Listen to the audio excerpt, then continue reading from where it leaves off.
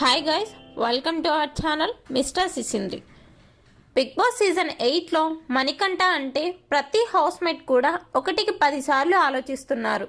ఎందుకంటే మణికంఠ ఎవరి గురించి ఎప్పుడు ఎలా మాట్లాడతాడో ఎవ్వరికీ ఒక అంచనా లేదు.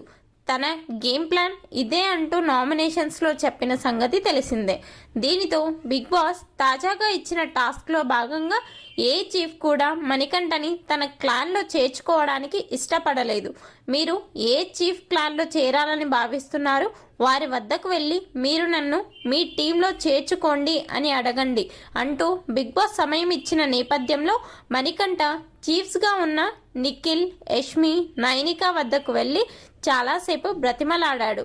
నేను నామినేషన్స్లో ఉన్నాను, నాకు ఈ అవకాశం చాలా కీలకం.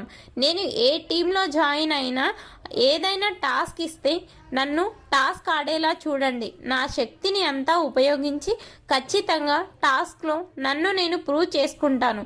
ఇదే నా చివరి అవకాశం అంటూ ఒక్కొక్కరిని ప్రాధేయపడ్డాడు. అయితే మణికంఠను తీసుకోవడానికి మొదటగా ఏ చీఫ్ ఇష్టపడలేదు. ఆ తర్వాత నిఖిల్ మణికంఠకి మద్దతుగా నిలిచాడు. మణికంఠకి బ్రెయిన్ అండ్ స్ట్రెంగ్త్ చాలా ఎక్కువ.